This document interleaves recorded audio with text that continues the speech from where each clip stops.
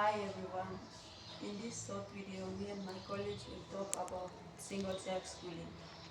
Before I proceed on, I will define single-sex schooling. Single-sex education is an educational system or institution where only one gender is allowed. For example, you will find that boys' schools where girls are not admitted, and in other areas you will find girls' schools where boys are not allowed.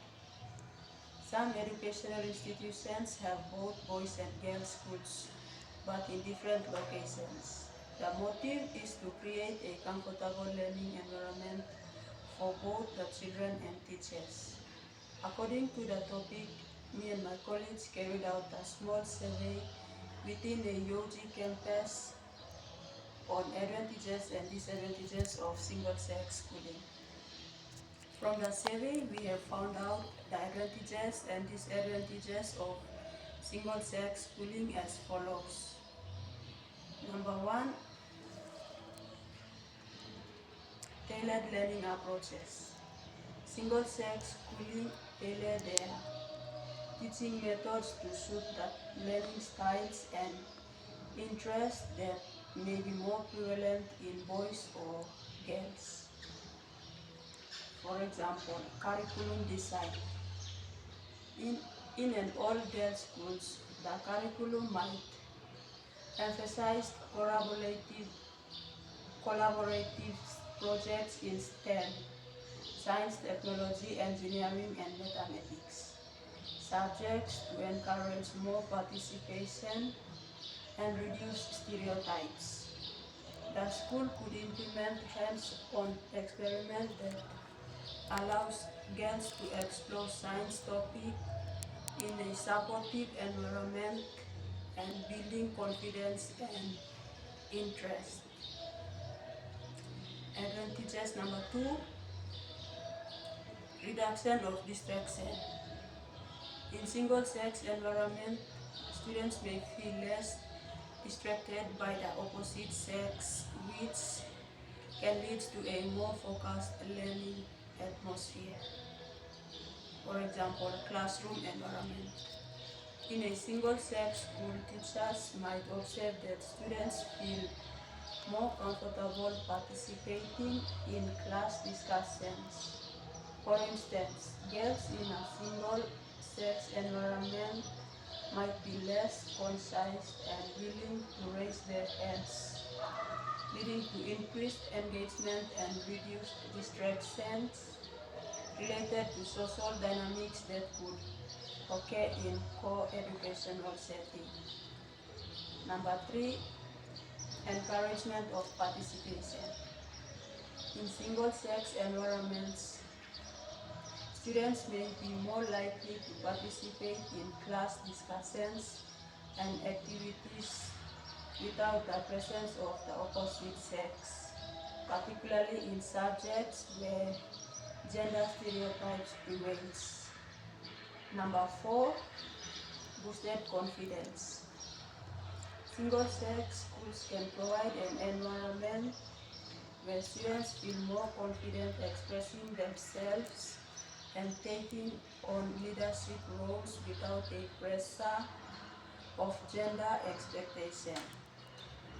For example, participation in class. In a single-sex classroom, students may feel more comfortable sharing their ideas and participating in discussions. For instance, girls in a girls' schools may be more likely to speak up in science and maths classes without the fear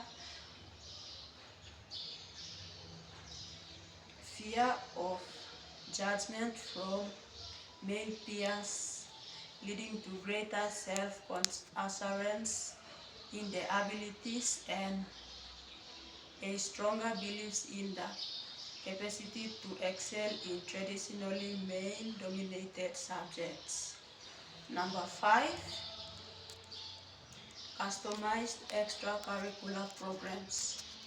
Extracurricular activities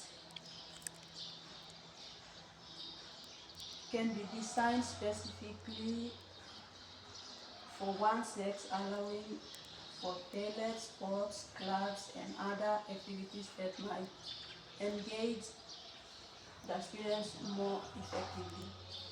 Like for example, tailored sports teams. In a boys' school, the sports program might focus on traditionally male-dominated sports with specific training and competition designed to cater boys. Conversely, a girls' school might emphasize sports that promote teamwork and collaboration, such as volleyball or tennis, with an emphasis on skill building and self-esteem. 1, 2, 3, go. Okay, now I'm going to talk about some of the disadvantages that we get from students' view during our small survey within the campus.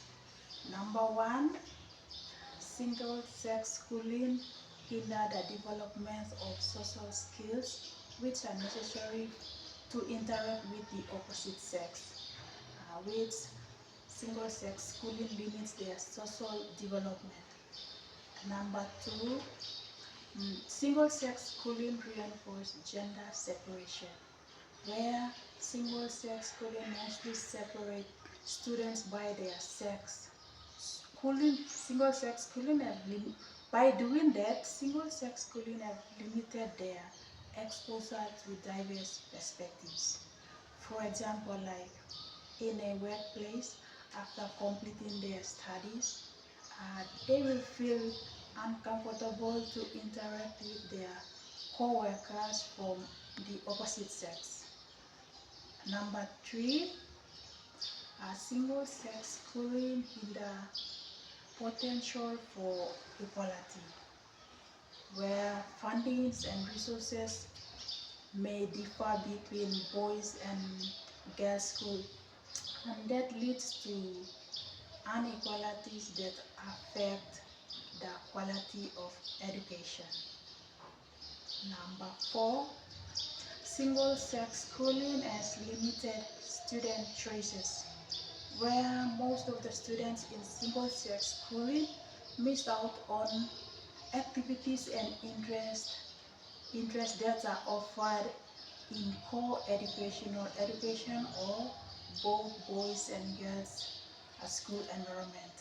For example, like carnival games or other social activities that offered in both boys and girls schools are not offered in single-sex schooling.